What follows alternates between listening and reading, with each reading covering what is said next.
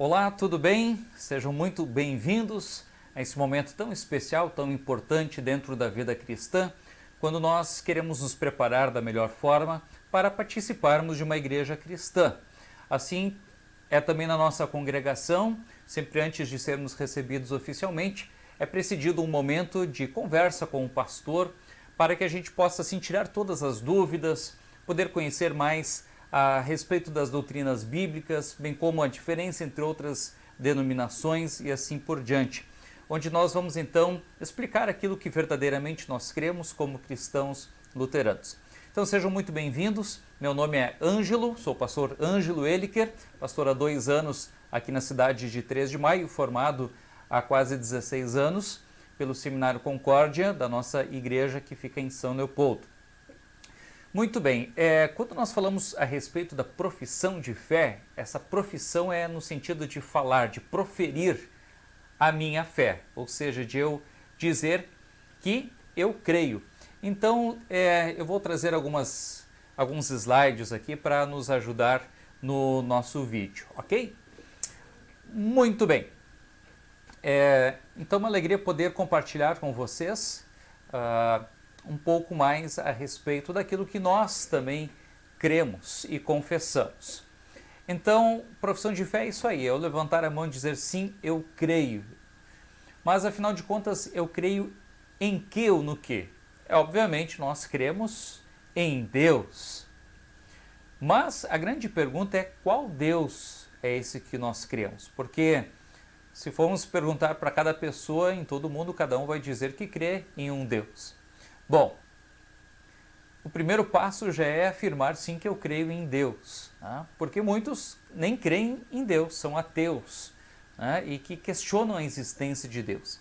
Então, como é que nós temos essa convicção, essa afirmação de que Deus verdadeiramente existe? Em primeiro lugar, através da natureza. Quando nós conhecemos a natureza, a criação também do corpo do ser humano, cada vez mais os cientistas afirmam sim, somente um Deus para criar tudo isso. Jamais isso poderia existir do nada, nem mesmo através da evolução. Segundo momento, através da consciência. O ser humano, de uma forma natural, vai dizer sim, há um Deus. Se nós formos pegar uma tribo indígena completamente afastada e isolada, eles vão crer num Deus.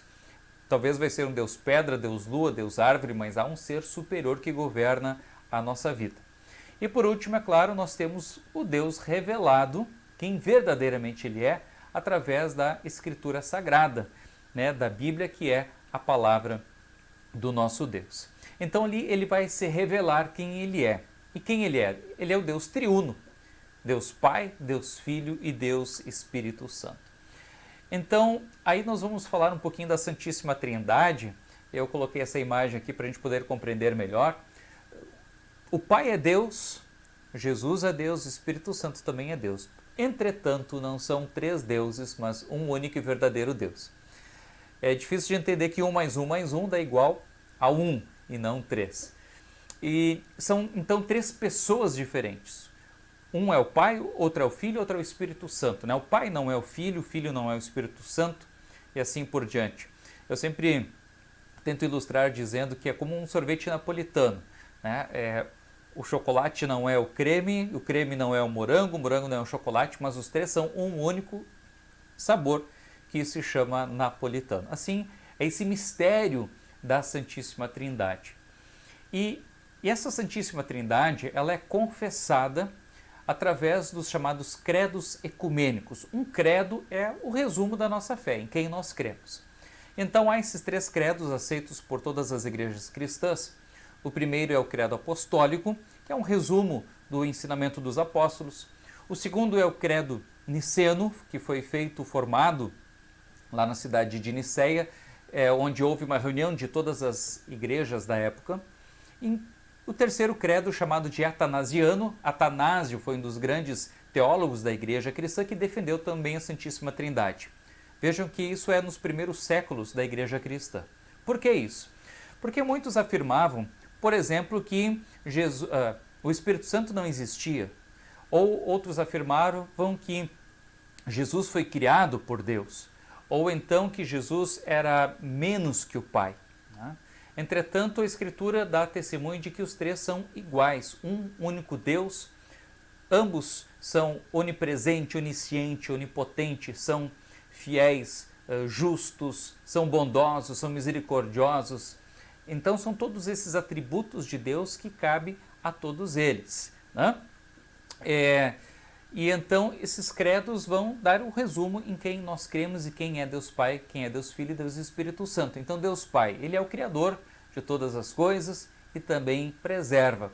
Não que Ele estivesse sozinho na criação temos lá também a presença do Filho e do Espírito Santo. Segundo lugar, a pessoa de Deus Filho, Jesus Cristo. Ele é o nosso Salvador, intermediador entre nós e o Pai.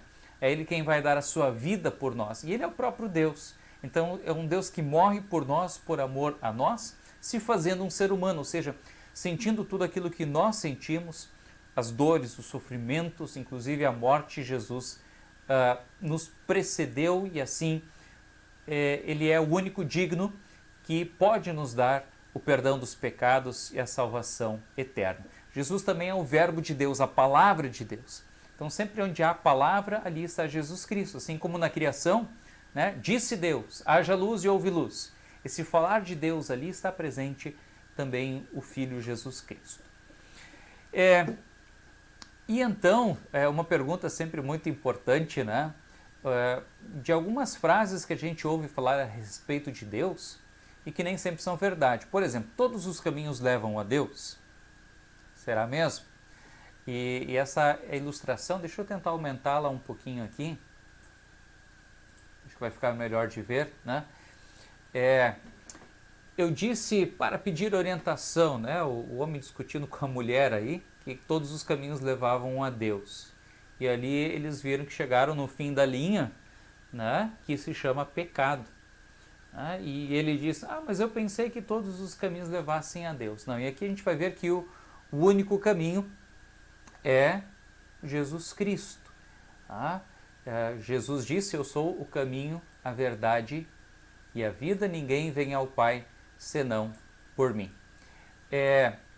Então nós vemos através desta ilustração que nem sempre todos os caminhos levam a Deus. Deixa eu ajeitar aqui novamente, um pouquinho menor.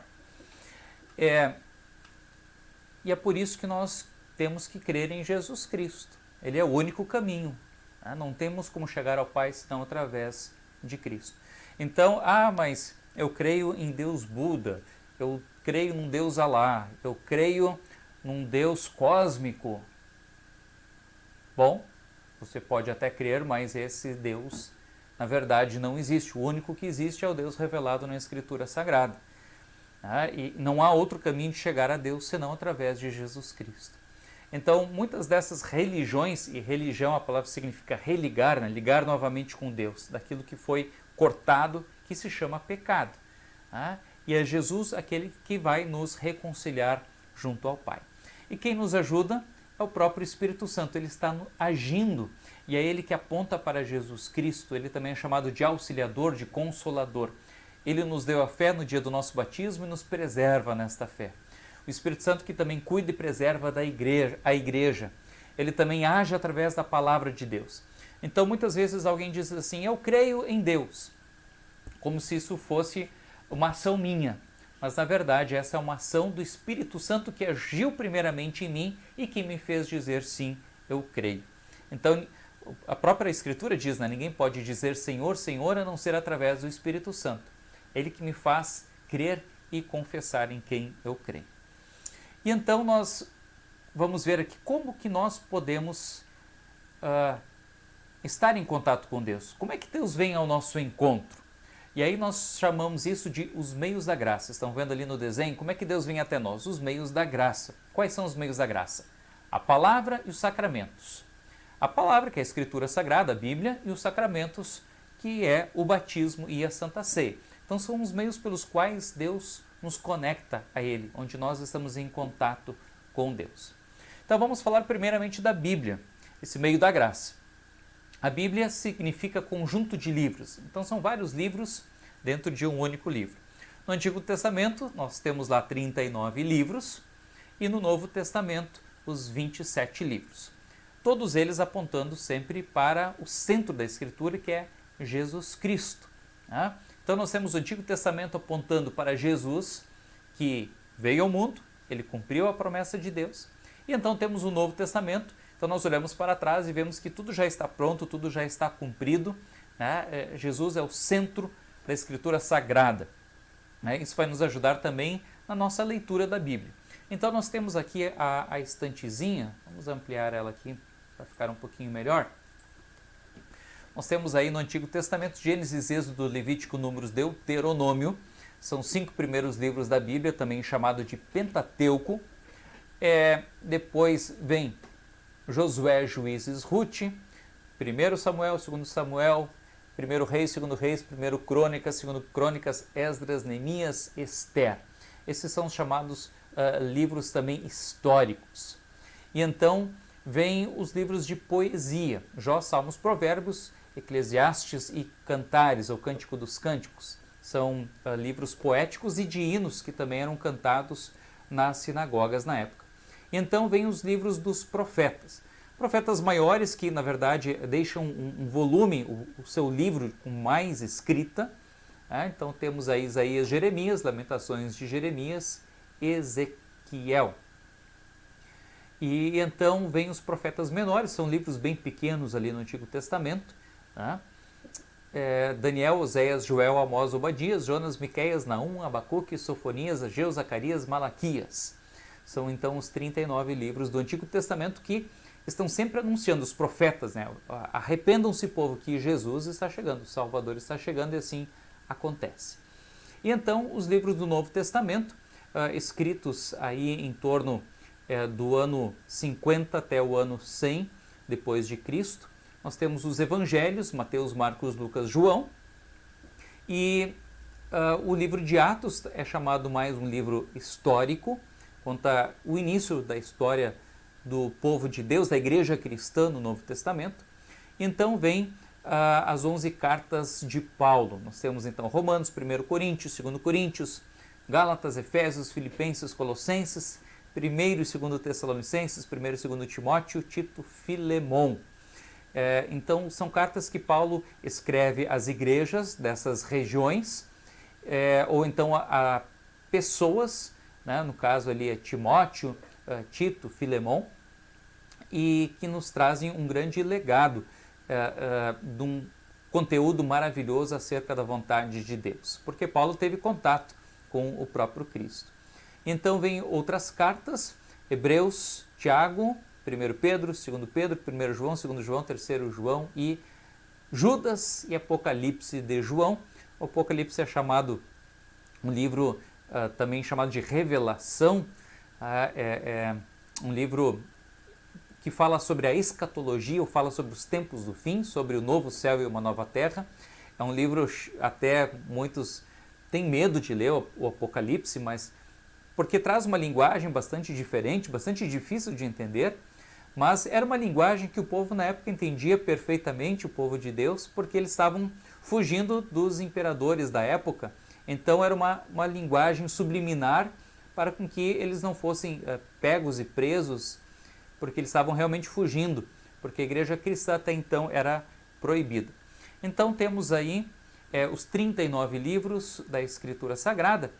Na Bíblia Católica, nós não temos aqui, na Bíblia Católica tem 8 livros a mais no Antigo Testamento, chamados livros deuterocanônicos, ou de um segundo cânon, né?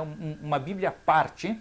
E esses livros eles nunca foram considerados inspirados por Deus, desde aquela época, desde o Antigo Testamento. Quando foi feito depois a tradução da Bíblia para o grego e depois para o latim, essas traduções foram feitas também desses livros chamados apócrifos, e então ele acabou ficando dentro da Bíblia, né? Mas eles sempre eram um anexo à Bíblia porque contavam a história do povo de Deus da época. Entretanto, nunca foram considerados pelo povo de Deus como inspirados por Deus. Isso depois, anos depois, 1500 anos depois, na época da Reforma com Martinho Lutero, a Igreja Católica, o Papa, vai declarar esses livros como inspirados por Deus. Né? Mas isso é uma outra conversa à parte aí. Mas os principais livros estão aí. E como é que a Bíblia foi escrita? Ela foi escrita através desses rolos, conforme nós temos a imagem aqui. Eram pergaminhos feito por juncos, né? Era um papel feito por juncos prensados, ou então por peles de animais, chamados de também esses pergaminhos, tá? Ou até mesmo escrito em pedra, etc. Eram como se fossem tablets. Tá? E então esses rolos, esses livros foram preservados. Hoje nós temos, claro que não temos o original, mas sim temos as cópias das cópias. E vejam só que interessante que ele em 1947 foi descoberto perto do Mar Morto, a 12 quilômetros, naquelas cavernas ali em Qumran, mais de 900 fragmentos dentro de vasos de barro dos textos dos livros do Antigo Testamento, de todos eles, né? E assim como nós temos hoje, digamos assim, das cópias mais antigas do Antigo Testamento, assim foram encontradas esses fragmentos ali nas montanhas em Qumran. E aliás é interessante que há poucas semanas foram encontradas perto dali outros manuscritos, né, também datados da mesma época desses escritos de Qumran. Então são achados arqueológicos que confirmam que realmente a Bíblia, a palavra que nós temos hoje, ela é fiel àquilo que foi escrito originalmente. Né? Quem copiava eram chamados de amanuenses, ou copistas que copiavam a Bíblia palavra por palavra e tinham um cuidado muito grande para que não errassem, né, esses escritos. Bom, nós temos aqui o texto original hebraico. Ampliar um pouquinho mais. Esse aqui é o texto do Antigo Testamento, em parte também escrito em aramaico. E vocês estão vendo aqui? Tá escrito Barachá, é o livro de Gênesis. Isso aqui é o livro de Gênesis. E é interessante que a escrita do hebraico, deixa eu ajeitar aqui de novo, a escrita do hebraico ele não é da direita para a esquerda, mas sim da esquerda para a direita. Então se lê ao contrário do português. E então nós temos ali, deixa eu ajeitar aqui de novo, um pouquinho, agora sim. Eu tenho aqui nas minhas mãos a Bíblia do Antigo Testamento, então a gente tem que abrir ela atrás, né? Aqui seria na frente, na verdade a gente tem que abrir atrás. E atrás aqui, então está o livro de Gênesis. Vamos colocar mais perto aqui, ver se conseguem enxergar. Gênesis, deixa eu ver se consigo dar um pequeno zoom. Não, tá. Mas é o que está ali, né? Bereshit bara Elohim et hashamayim et haaretz. Bará no princípio criou Deus os céus e a terra. O Senhor Deus, os céus e a terra. E assim começa o livro de Gênesis, né? Nós no seminário temos várias cadeiras de hebraico. Nós temos que aprender hebraico para ser pastor. Por quê? Porque nós temos que aprender a ler o original, assim conforme está na Bíblia. Isso é fundamental. Deixa eu só aumentar um pouquinho aqui. Isso aí. Né? Nós temos que ir sempre na fonte, no original, porque cada tradução ela nunca vai ser fiel àquilo que o primeiro autor quis dizer. Né? Sempre vai ter algumas variantes, algumas diferenças. Né? Ou palavras que existem numa língua e não existem em outra, então nós temos que achar a palavra mais adequada. Temos aqui o grego, coloquei o primeiro versículo de Mateus, então temos aqui também o grego é um pouquinho mais fácil, estão vendo ali? Né? Deixa eu acompanhar na minha Bíblia aqui, katamatatoin, que é o Evangelho de Mateus, Biblos, Genesis, Insu Christu, Riu David, Riu Abraham. É genealogia de Jesus Cristo, filho de Davi, filho de Abraão. E assim segue o texto em grego, Novo Testamento, original em grego, nós também precisamos aprender, ler e assim fazer o que nós chamamos de exegese, ou seja, tentar ver na época, na cultura, como é que, o que significava cada palavra.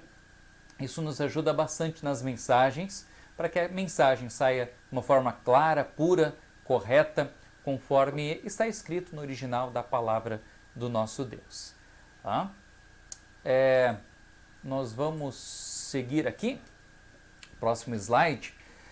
Daí vieram as primeiras traduções, primeiro em grego, chamada de Septuaginta, escrita antes ainda de Cristo, depois em latim, chamada de Vulgata, no ano 400 depois de Cristo, ali inicia também a Igreja Católica, em alemão com Lutero, em 1534, em português com João Ferreira de Almeida, em 1819. E a Bíblia que nós utilizamos nos nossos cultos hoje é a melhor e última tradução feita pela Sociedade Bíblica do Brasil, de 2017, chamada de Nova Almeida Atualizada. Então, conforme se a gente for ver a primeira Bíblia em português, tem um linguajar muito difícil, que era o português da época, né? Até uma forma de escrita diferente, e também com os anos as palavras vão mudando de sentido. Então nós temos que sempre atualizar esse português para com que ela seja uma forma mais correta e fiel aos originais. A Sociedade Bíblica do Brasil, só como curiosidade, né, temos aqui no Brasil o privilégio de ter uma gráfica desde 95 e já foram produzidas 180 milhões de cópias da Bíblia, né, e no mundo de 6 a 7 bilhões estima-se de cópias. Né? Nós temos ali no quadro abaixo quantas pessoas já conseguem ler na sua própria língua materna. Vejam, nós temos aí mais de 700 idiomas da Bíblia já traduzidos, mas ainda falta muita coisa, né? Estima-se mais de 7 mil línguas e de idiomas em todo o mundo. Então, é interessante que em porções, em várias pequenas traduções, já se atinge muitas pessoas. Vocês podem ver ali que ainda 250 milhões de pessoas ainda não têm acesso à escritura no mundo. Então isso é algo que realmente a gente vê o grande trabalho que já foi feito, mas ainda sempre se tem o que fazer, que a Bíblia ainda não chegou para todas as línguas, para todas as nações. Mas nós nunca tivemos a Bíblia com tão fácil acesso. Hoje tem várias traduções, temos vários tipos de Bíblia, tem Bíblias de estudo, Bíblias pequenas, grandes, de tamanhos diferentes, né, com capa dura, capa mole, e temos, é claro, a Bíblia também no celular. Eu sugiro para vocês essa Bíblia aqui, é a melhor de todas. Tem a da SBB, mas essa aqui é a Life.Church YouVersion. É só Bíblia, né? Coloca lá no app, procurem esse app, vocês podem baixar a Bíblia para poder ler ela offline, não precisa estar conectado depois na internet. Vocês podem ter ali toda a Bíblia completa para ler em qualquer momento, em qualquer situação. Esse app aqui também traz devoções da Bíblia, muito, muito interessante. E para as crianças, esse mesmo grupo da Life.Church tem a Bíblia para as crianças. É fantástico esse aplicativo, quem não conhece, especialmente, é claro, para quem tem criança, mas mesmo para quem não tem criança, porque ela vai fazendo perguntas, vai contando as principais histórias bíblicas. Claro, tem um pouquinho de interação, de brincadeira ali no meio de atividades para fazer com as crianças, mas realmente são dois aplicativos diante dessa nova era digital que nós também sempre aconselhamos. Então nós podemos ter a Bíblia em qualquer lugar, aonde nós estivermos, também na palma da nossa mão pelo celular. Muito bem, como é que nós lemos a Bíblia? Isso também é muito importante. Não é pegar a Bíblia, abrir em qualquer lugar, né? Deus vai me trazer uma palavra. Né? A gente não pode fazer loteria da Bíblia. Por quê? Tudo que ali está escrito tem um contexto. Tá? Então esse é o primeiro cuidado que nós temos que ter. Estou lendo Antigo Testamento ou Novo Testamento? Jesus ainda não tinha vindo ou já tinha vindo? Né? Qual é a categoria do livro? É um livro de poesia? Né? Então às vezes tem uma linguagem diferenciada, ou está contando a história do povo, ou então é um livro de profecia, ou é uma carta de uma pessoa para outra com um destinatário e um remetente. Quem está falando? Para quem está falando? E onde está falando? Em qual lugar? Qual era, às vezes, o contexto político, econômico, social da época, cultural. Tudo isso faz total diferença quando nós vamos ler a Bíblia. A gente não pode simplesmente pegar um texto da época e tentar aplicar para os nossos dias de hoje.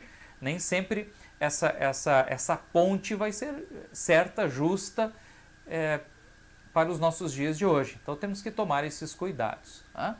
Ler com calma, ler com toda a meditação, e sempre sugerimos começar pelo Novo Testamento, onde já narra a história do Salvador Jesus Cristo, e assim nós vamos poder entender melhor quando nós vamos ler os textos do Antigo Testamento, quando sempre nós temos essa visão daquilo que Cristo já fez por nós.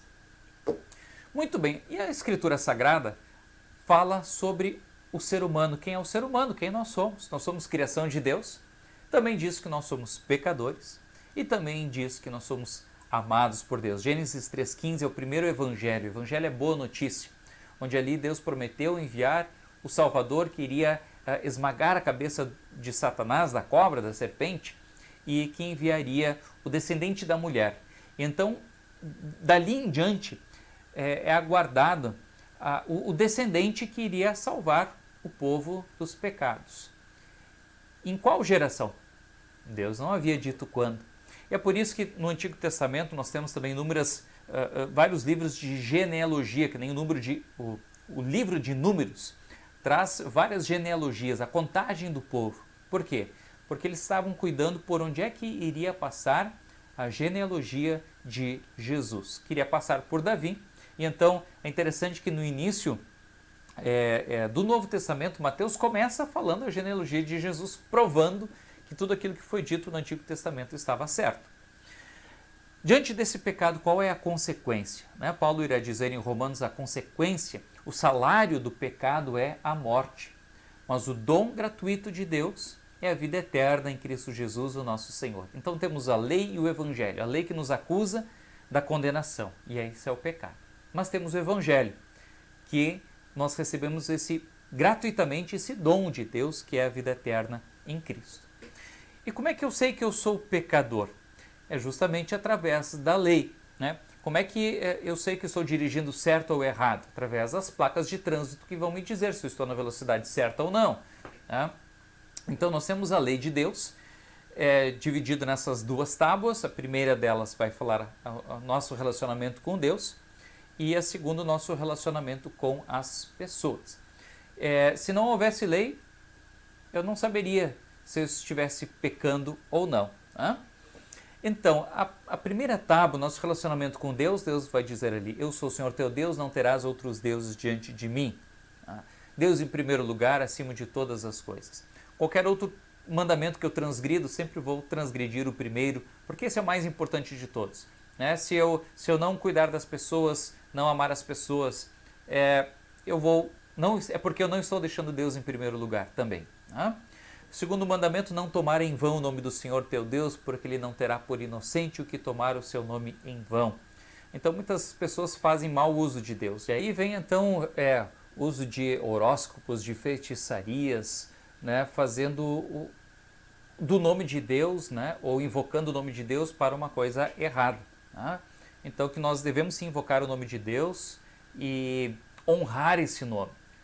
Nós vamos ver que o nome de Deus tem muita importância.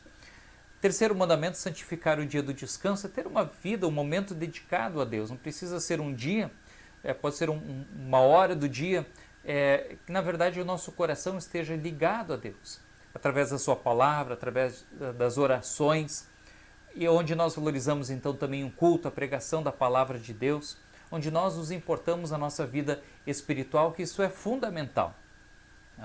Então nós temos que santificar esse dia, tornar santo esse dia. Para alguns é no sábado, para outros é domingo. Meu dia de descanso, meu dia de folga é a segunda-feira e assim por diante. Então, era uma lei do Antigo Testamento, Jesus cumpriu essa lei em nosso lugar, nós não precisamos cumpri-la de forma rígida, mas sim que nós tenhamos um momento. Por isso que às vezes nós temos cultos até na sexta-feira à noite, ou no domingo, ou no sábado, mas que nós tenhamos um momento dedicado para estar com Deus. E assim durante a semana também, nas nossas devoções e orações. Depois da segunda tábua dos mandamentos, nós temos o nosso relacionamento com as pessoas.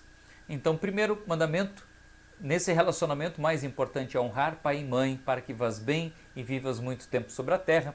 É o primeiro mandamento com promessa, onde nós então temos que honrar, respeitar os nossos pais superiores, as autoridades, os governos, porque os professores, né, todos eles estão para cuidar e colocar ordem no mundo e nos ajudar a vivermos bem e sermos felizes. Né? O quinto mandamento, não matarás. E Lutero vai dizer, devemos temer e amar a Deus e, portanto, não cometer dano ou mal algum ao nosso próximo em seu corpo.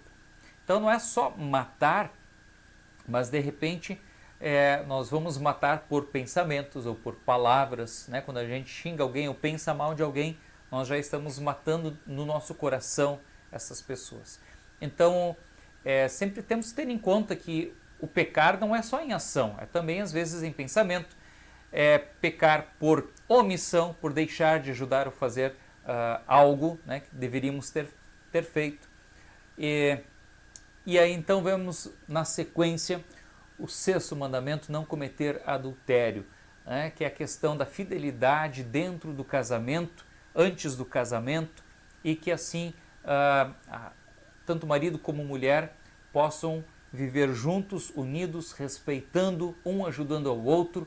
Né? Quando o apóstolo Paulo fala sobre suportai-vos uns aos outros, ele não está falando de que depois que casam tem que aguentar um ao outro, mas sim que tem que ser o suporte um do outro. Quando um está fraco, o outro levanta e assim por diante.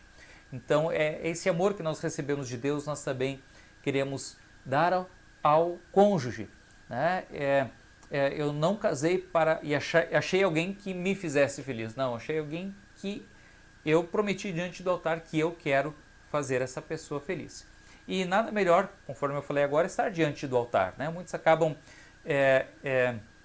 se juntando ou casando só no civil. Tudo bem, né? Mas por que não pedir a bênção de Deus na igreja? Não precisamos fazer, hoje em dia, grandes festas. Às vezes uma cerimônia de 10 minutos, até mesmo dentro do culto, está ótimo, né? Onde há troca de alianças ali, onde um promete ao outro a fidelidade publicamente, perante a família, perante os amigos, né? E assim possam estar também recebendo essa bênção de Deus. Sétimo mandamento, não furtarás ou roubarás. Tá? Então, não só querer tirar o bem do próximo, mas também fazer o contrário, no sentido de cuidar para com que o próximo também possa manter os seus bens. Tá? E aí nós vemos os mais diversos tipos de roubos, de furto. Nem sempre é só a mão armada, às vezes a corrupção, às vezes a mudança em preços ou juros abusivos, etc. Então há várias formas de roubo. Precisamos ter esse cuidado. Oitavo mandamento, não dirás falso testemunho contra o teu próximo. É o famoso mandamento do não fofocarás, né? O não falarás mal do próximo pelas costas. E aí a gente vê o quanto que a língua do ser humano é fogo. Né? O livro de Tiago irá dizer isso. Da língua do ser humano saem muitas bobagens, né? E também muitas fofocas. Então sempre temos que ter aqueles filtros, né? Se eu vou falar de alguém, isso é importante, isso é bom, isso é algo que realmente vai fazer a diferença, ou eu estaria fazendo mau uso e denegrindo o nome e a imagem da pessoa, né? Porque nada melhor do que ter um bom nome na praça, assim se diz na gíria, né? Então, eu tenho ou não tenho crédito na praça, né? Como é que está meu nome? Assim também eu devo falar bem das pessoas e não o contrário. E por último, então, nós temos, juntando aqui o nono e o 10º mandamento, que é o não cobiçar, né? Não querer fazer o olho grande, digamos assim, para a grama do vizinho que é mais verde. Então, seja a questão do patrimônio, seja a questão do cônjuge, seja o que for, qualquer coisa. Deixa eu aumentar um pouquinho mais, talvez vai dar para ler melhor, né? Não cobiçarás a mulher, nem os seus empregados, nem o seu gado, nem coisa alguma que lhe pertença, né? Esse era o contexto da época, né? Que era um contexto mais paternalista, mas seja o que for, que a gente possa cuidar, né, dos bens e da família do próximo, não querendo tirar aquilo que não é nosso. Tá? Então aí está a lei de Deus que, se nós formos analisar ela, nós vamos ver que sim, nós somos pecadores. E quais são então esses três usos da lei? Ela serve de freio, norma e espelho e orientação ou norma. O que é o freio? Que nem não matarás, pisa no freio, não faça isso, né? Cuida do corpo do teu próximo. Ou então é como um espelho, né? Eu vou analisar a minha vida à luz dos 10 mandamentos, eu vou ver, puxa vida, estou errando aqui, em quase todos eles, né? E por último, a lei também nos serve de orientação, né? Como as placas de trânsito, vai por aqui, não vai por ali, né? Sinal vermelho ou sinal verde, o que tu pode e não pode fazer. É um GPS que nos orienta para estarmos sempre andando no bom caminho para a salvação eterna. E então nós temos o Evangelho. O Evangelho é boa notícia de que, uma vez que eu reconheço que sou pecador e estou, por consequência desse pecado, condenado, eu recebo a boa notícia que Deus amou o mundo tanto, de tal maneira, que deu seu Filho unigênito, Jesus Cristo, para que todo aquele que nele crê não pereça, mas tenha a vida eterna. Eu gosto demais dessa explicação aqui de João 3,16. João 3,16 é chamado de mini-bíblia, é um resumo da Bíblia. Se nós perdêssemos toda a Bíblia e tivéssemos só esse versículo, já teríamos tudo que nós precisaríamos para a nossa vida, né? Então a forma, o motivo que Deus nos amou é dando o seu Filho para que todos nós possamos ser salvos, né? Essa é a maior vontade de Deus, que toda a humanidade seja salva, que ninguém se perca. E para isso é necessário a fé no Salvador Jesus Cristo. Bom, tudo isso que nós vimos até agora é uma parte lá dos meios da graça, lembram? Palavra, a Bíblia e os sacramentos. Então, nós vamos ver agora esses sacramentos, as formas pelas quais Deus vem até nós, através da Bíblia, e agora os sacramentos. O que é um sacramento?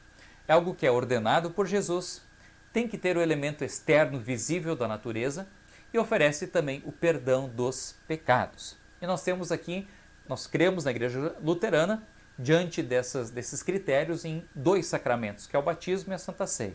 Igreja Católica, se não me engano, são 7 sacramentos, tá?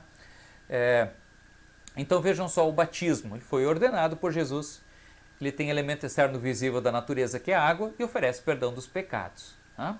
Da mesma forma, a Santa Ceia foi ordenado por Jesus, temos ali o pão e o vinho, esse elemento visível da natureza, e também nós recebemos o perdão dos pecados, né? Outros sacramentos, talvez vai faltar alguns desses itens, como por exemplo a Igreja Católica crê que o casamento é um sacramento. Ora, Jesus não ordenou que todos se casassem, tá? Isso não é obrigatório se casar.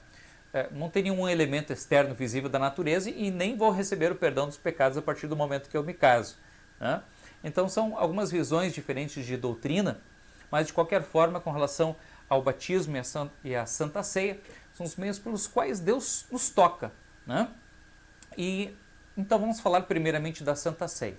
A Santa Ceia é o verdadeiro corpo, o verdadeiro sangue do nosso Senhor Jesus, dado à morte na cruz para perdão dos pecados.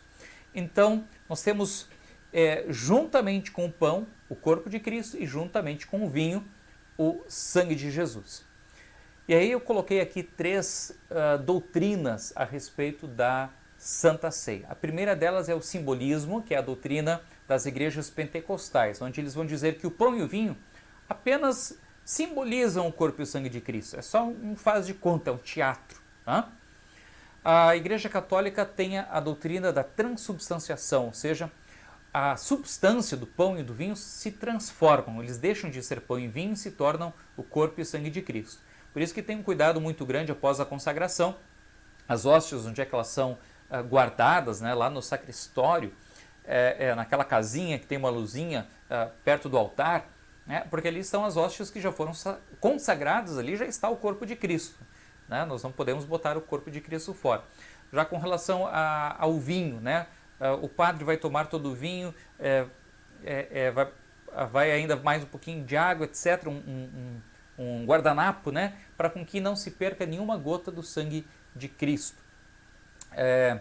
Mas nós, como Igreja Luterana, nós cremos na doutrina da presença real, né, algo que Lutero lutou muito, dizendo o pão é o corpo. Jesus disse isso, tomai e comei, isto é o meu corpo. Jesus não disse isso significa, né? Então, se Jesus disse que é, mesmo que eu esteja vendo e sentindo o gosto de pão, Jesus disse que isso é o corpo. Então, assim que eu recebo, é nesta fé, né? Nós chamamos também de consubstanciação, juntamente com a substância do vinho e do pão, né? De uma forma visível e real, eu recebo de uma forma invisível e de uma forma também sobrenatural o corpo e o sangue de Jesus Cristo. Né? E assim, como é que eu me preparo para ir à Santa Ceia? Sempre com fé, com alegria, tá? Porque ali estarei recebendo o perdão dos pecados, então é motivo de grande festa, de alívio, de tranquilidade. Reconhecer aquilo que Cristo fez por mim, né? Se eu não reconheço isso, para que Jesus? Né? Para que participar da Santa Ceia? Reconhecer os meus pecados, senão eu estaria indo lá receber o perdão do que se eu não reconheço os meus pecados? Eu preciso ir lá desejando perdão, né? Estar verdadeiramente arrependido dos pecados. E por último, com o desejo de renovar a vida. Né? Então muitas pessoas às vezes chegam, pastor, hoje eu não vou ir na Santa Ceia, mas por que não? Porque eu cometi um pecado muito grave, uma coisa muito errada, estou muito arrependido, é algo que eu me sinto muito sujo e não quero ir na Santa Ceia, né? Porque a Santa Ceia é uma coisa sagrada, então eu acho que eu não sou digno de participar da Santa Ceia. Bom, a Santa Ceia é justamente para essas pessoas que estão arrependidas, que creem em Jesus Cristo e querem receber o perdão, né? Que reconhecem os seus pecados. Então, mais do que nunca, a Santa Ceia é para essas pessoas. De repente, a pessoa que parece ser uma santinha, né? Mas está indo de uma forma indigna na Santa Ceia porque não está reconhecendo um pecado que está cometendo de uma forma oculta, né? E que ninguém sabe. E é por isso que o pastor ele tem dentro do seu chamado esse cuidado de dizer quem vai e quem não vai na Santa Ceia, diante, por exemplo, de uma pessoa impenitente, uma pessoa que não está arrependida dos seus pecados. O pastor deve dizer a ela, né, não deve ir na Santa Ceia, você só vai ir na Santa Ceia a partir do momento que estiver arrependida, tá bom? Vamos lá, vamos falar agora do batismo. É uma grande bênção o batismo, é o lavar regenerador dos pecados através da água ligada à palavra de Deus. Então, sempre para que o batismo ocorra, sempre tem que ter a palavra de Deus e também ligada essa palavra à água. Tem que ter essas duas coisas, né? Só a palavra de Deus, só uma pregação não é batismo. Ou só derramar água nas pessoas sem falar a palavra de Deus também não é batismo. E essa ordem de Jesus está lá em Mateus 28, 19 e 20, onde ele diz: Ide e façam discípulos todas as nações, batizando-as em nome do Pai, do Filho e do Espírito Santo, e ensinando-as a guardar tudo que vos tenho ordenado. Diante desse versículo está também o motivo de nós batizarmos crianças. Por que nós batizamos crianças? Porque nós entendemos que elas fazem parte de todas as nações. Jesus não ordenou batizar só adultos. Batizem todas as nações, as crianças fazem parte, todo mundo. Em nome do Pai, do Filho e do Espírito Santo. É uma das poucas passagens bíblicas onde aparece aqui a Santíssima Trindade, onde o próprio Jesus ordena. Então nós derramamos a água, em nome do Pai, do Filho e do Espírito Santo. Independente da quantidade de água, né? Alguns fazem batismo de imersão, tanto faz, né? Não teria problema algum.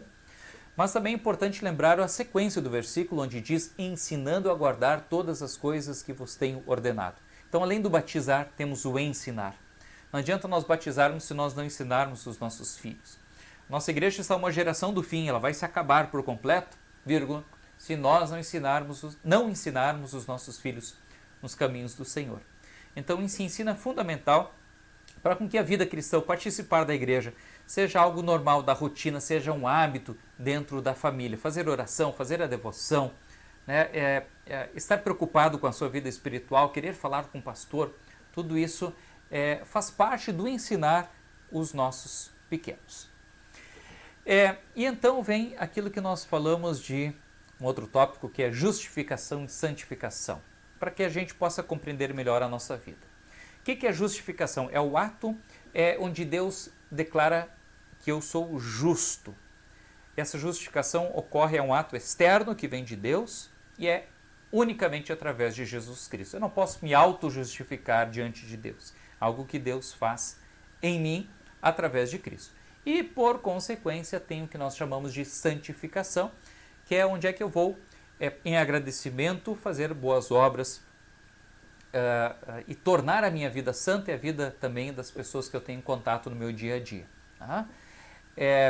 As chamadas boas obras. O que eu não devo fazer é justamente isso aqui. Eu preciso fazer boas obras. Esse é um pensamento errado.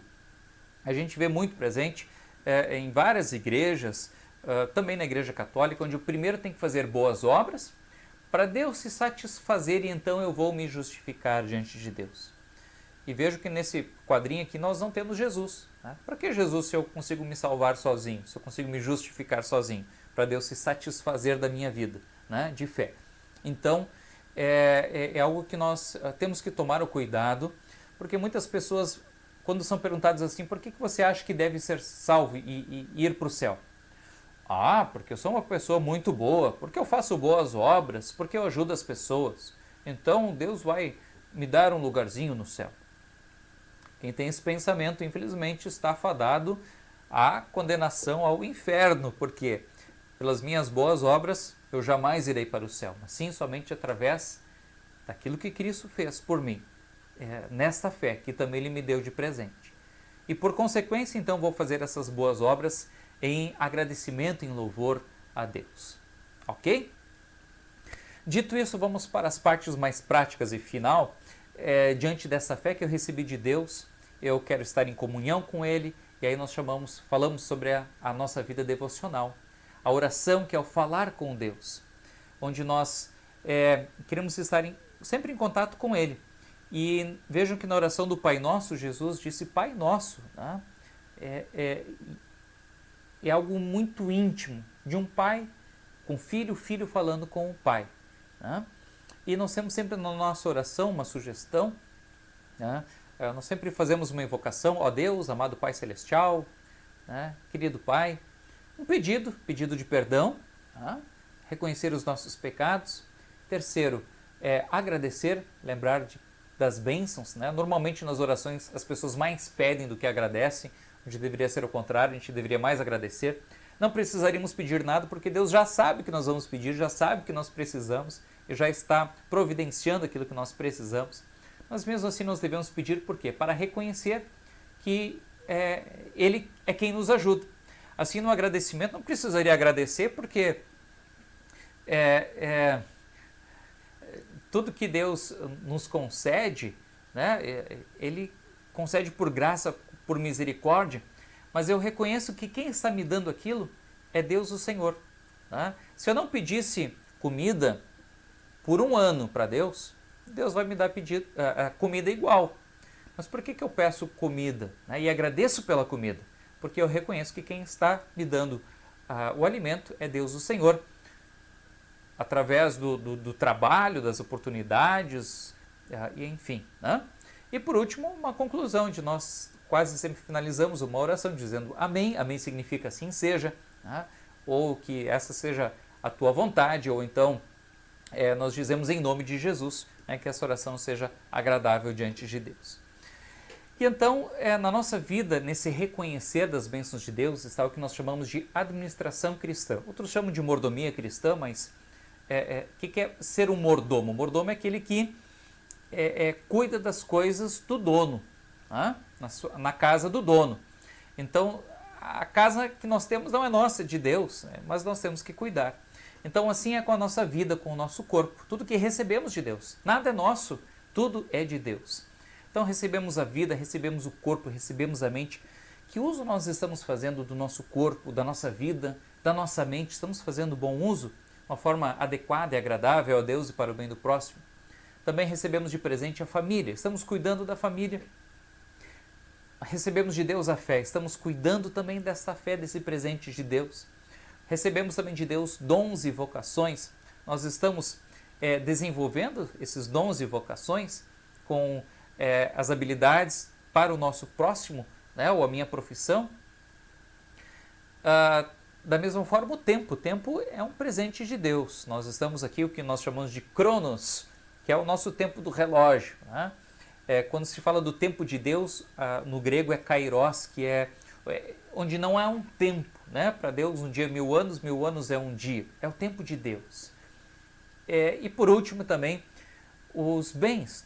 Todos os bens, tudo que nós vemos e enxergamos, Vejam, tudo isso é um presente de Deus. Como nós estamos fazendo uso? Estamos preservando os bens, cuidando dos bens ou fazendo maus negócios, né? Com relação ao tempo, estamos aproveitando bem o tempo, administrando bem esse tempo, estamos gastando tempo com bobagens, né? Então que a nossa vida seja, a gente tem esse cuidado de administrar da melhor forma quando nós pensamos em Deus. Quando nós pensamos somente em nossos próprios prazeres e desejos, a gente vai ver que logo, logo, essa vida aqui nossa vai estar errada.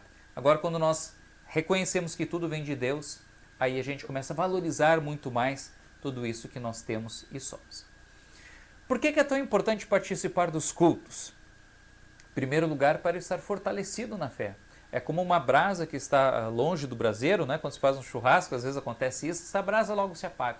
Quando estou junto com os irmãos, né? Está ali no ponto 3, para estar na comunhão dos irmãos, essa brasa está muito mais acesa. E como é bom estar na companhia de pessoas que têm essa mesma fé, com quem nós podemos contar para os mais diversos momentos da nossa vida. Também é importante ir na igreja para ouvir a palavra, para aumentar o nosso conhecimento na palavra, os estudos bíblicos. 4 ali, para também usar os nossos dons. Muitos utilizam os dons, as vocações na igreja para as outras pessoas. E 5, para ter também a assistência espiritual, para com que, independente do problema que eu tenha, que eu sempre possa contar com o pastor, ou precisar de um batismo, se precisar de um casamento, até mesmo um sepultamento. Em qualquer momento da minha vida, se eu estiver triste, em depressão, abatido, ou se eu estiver feliz no aniversário, seja o que for, né, que eu possa ter esse contato de reconhecimento também da vida espiritual dedicada a Deus, juntamente com a igreja e com o pastor. Então nós somos chamados para os mais diversos momentos. Às vezes é de madrugada, toca o telefone, o pastor vai tentar ajudar alguma família em determinada situação. Então os pastores são os chamados cura da almas ou médico da alma. Assim como o médico está de plantão 24 horas, o pastor também está dentro desse plantão. E quero dizer que eu sou pastor dessa igreja, sou pastor de vocês, estarei sempre à disposição, sem medir esforços, para ajudá-los em toda e qualquer situação, naquilo que estiver ao meu alcance, que eu puder aconselhar, primeiramente espiritualmente. E para nós finalizarmos, como é que nós chegamos aqui como igreja hoje? Né? Um resumo dessa história da igreja. Após a morte de Cristo, 50 dias depois, nós lembramos a festa do Pentecostes, que é marcada assim o início da igreja cristã. Em 313, o imperador Constantino vai dar liberdade aos cristãos. Até então eles tinham que fazer cultos escondidos, senão eles eram presos, eram mortos, torturados. Então Constantino iniciou a era cristã, onde os cristãos tiveram liberdade para fazer culto, e ela se espalhou bastante por todo o mundo. Quase no ano 400, ali é institucionalizado mais a Igreja Católica. No ano de 1054, a primeira grande divisão da Igreja Católica é a Igreja Ocidental e a Igreja Católica Oriental. E é interessante que o maior motivo dessa divisão era a discussão sobre a infalibilidade do Papa, né, onde se dizia que o Papa era Deus na Terra e que ele era infalível. Então havia muitos questionamentos com relação a isso, porque ele é um ser humano e a Bíblia diz que todo ser humano peca, é pecador, então o Papa não é nada diferente disso. E também com relação à pureza da Virgem Maria, né? Onde também afirmavam que Maria também jamais teria cometido pecado. Né? Então, nesse sentido, nós também consideramos, conforme a Bíblia diz, todo ser humano é pecador. E a Maria teve o grande privilégio de ser a mãe de Jesus, né? Que honra, né, que ela teve. Assim ela disse: aqui está a serva do Senhor, que se cumpre em mim aquilo que for a sua vontade. Mas ela não deixou de ser o ser humano como nós somos. Então nós também somos muitas vezes como esses personagens da Bíblia, né? E os personagens da Bíblia vão nos apontar que todos eles pecaram. Né? O Davi pecou muito, o Moisés, Abraão, os grandes heróis da fé pecaram, erraram. Paulo era um perseguidor dos cristãos da igreja, até se tornar o grande apóstolo Paulo. Né? O Pedro, um grande apóstolo Pedro, mas ele quantas vezes também errou, pecou, negou a Jesus e assim por diante. Então isso é aquilo que nós queremos como igreja luterana, que todos nós somos pecadores. Na sequência, então, surge a igreja luterana com a reforma de Martinho Lutero, em 1517, quando ele irá questionar as indulgências. O que era indulgência? Era um papel que você recebia a partir de um pagamento. Tá? Então, quero ser perdoado dos pecados, então vou lá dar 100, 200 reais lá para o padre e vou receber um documento dizendo que eu vou ser perdoado dos pecados. Mais ainda, eu posso perdoar os pecados de algum parente que está lá no purgatório, né? Que é segundo cria a Igreja Católica e segundo consta, então, nesses livros apócrifos chamados não inspirados por Deus, ali é esse estado intermediário entre a terra e os céus, onde a pessoa está purificando os seus pecados para poder entrar no céu. Então, se tem alguém preso ali, né, sei lá, o pai, a mãe, um avô, então as pessoas né, na época diziam, olha, você tem que pagar para tirar eles do purgatório e colocar no céu, para que não vão para o inferno, né? Então você não quer que um parente, um seu familiar vá para o inferno. Então as indulgências, elas estavam explorando o povo, né? Especialmente na época em que estava sendo construída a Basílica de Roma, a Grande Basílica de Roma. Então, coisas que o Martinho Lutero foi questionando. E isso acabou ocasionando então uma grande ruptura da Igreja Católica, iniciando então esse movimento chamado dos protestantes. Então vem na sequência várias igrejas, como a Igreja Anglicana, Igreja Presbiteriana, Igreja Batista, Igreja Metodista, mais próximos da Reforma. Anos mais tarde, então por último, a Igreja Adventista.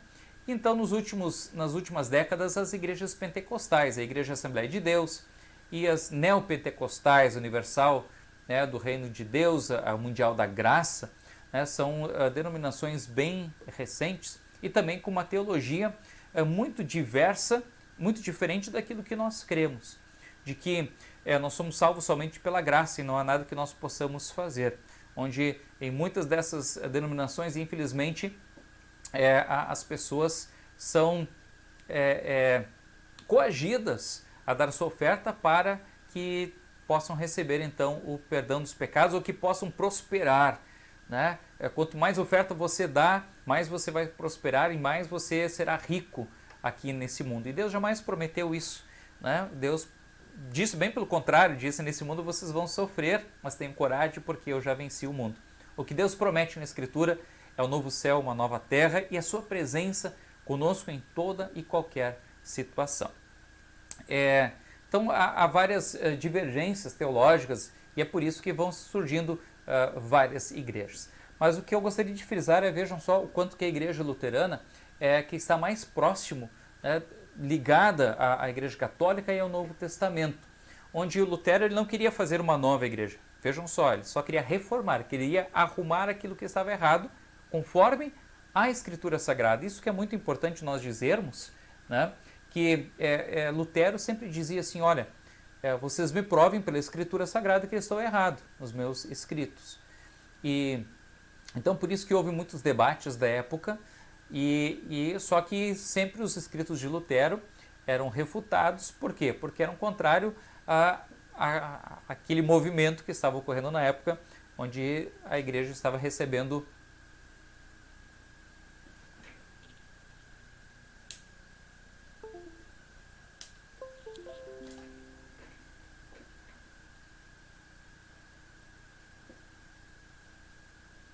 Por quê? Porque a igreja estava recebendo muitos valores da época e com esses escritos de Lutero esse valor iria parar, né? Então vejam só, tem todo esse contexto, tem um contexto também social, político, onde quem mandava era a Igreja Católica e não o governante, os príncipes, eles não tinham poder, né? Os impostos iam para a igreja, não iam para o governo. Então uma conjuntura de questões, de situações. Ele começa também o Renascimento, o Iluminismo, um outro período dentro da história cultural, né? E também a questão econômica vai mudando. Então isso acabou ocasionando a reforma e essa divisão das mais diversas igrejas que existem hoje. E como chegou então a Igreja Luterana no Brasil? Nós temos, por exemplo, aqui no Brasil a Igreja de Confissão Luterana, que é uma igreja irmã, onde ela foi fundada a partir de missionários que vieram da Alemanha. Mas esses missionários da Alemanha também foram para os Estados Unidos e lá foi fundada então a Igreja Evangélica Luterana dos Estados Unidos. E ficaram sabendo que aqui no Brasil havia muitas famílias desassistidas. Então, no ano de 1900, foram enviados dos Estados Unidos missionários para arrebanhar essas famílias e assistir essas famílias. E então é fundada aqui no Brasil a Igreja Evangélica Luterana do Brasil, na época também chamada Sínodo de Missouri, que é ligada a essa igreja dos Estados Unidos, e é fundado também o Seminário Concórdia. Vejam aí, já fazem 100 e tantos anos da fundação da nossa igreja e também do seminário que vai formar pastores aqui no Brasil. Hoje, então, a Igreja Evangélica Luterana do Brasil possui em torno de 245 mil membros, 2.000 locais de cultos, 530 congregações, 876 pastores, 60 distritos ou regiões, né? Aqui a nossa igreja de 3 de maio, nós pertencemos ao distrito noroeste gaúcho, então estamos juntos aqui com as cidades de Alegria, Novo Machado, Dr. Maurício Cardoso, Boa Vista, Buricá e Cristiumal. Então às vezes há encontros, congressos de homens ou de mulheres ou de jovens ou de crianças desse nosso distrito, dessa nossa região. São momentos muito legais. Há também encontros de pastores, encontros de lideranças desse distrito. E assim também tem encontros que são nacionais, né? Então tem encontro nacional de servas, leigos, jovens, é realmente muito legal. É claro que agora estão todos adiados em função da pandemia, mas volta e meia nós vamos anunciando esses congressos. Pois bem, nossa sede administrativa da igreja fica em Porto Alegre, onde era o nosso antigo seminário em Porto Alegre, e também temos lá em Porto Alegre a editora Concórdia, que vai produzir livros dentro da nossa teologia, de auxílio para pastores, para as famílias, para as crianças, enfim, para as mais diversas faixas etárias, onde nós vamos recebendo sempre a palavra de Deus, vamos sendo abastecidos e vamos crescendo nessa fé, nessa palavra de Deus.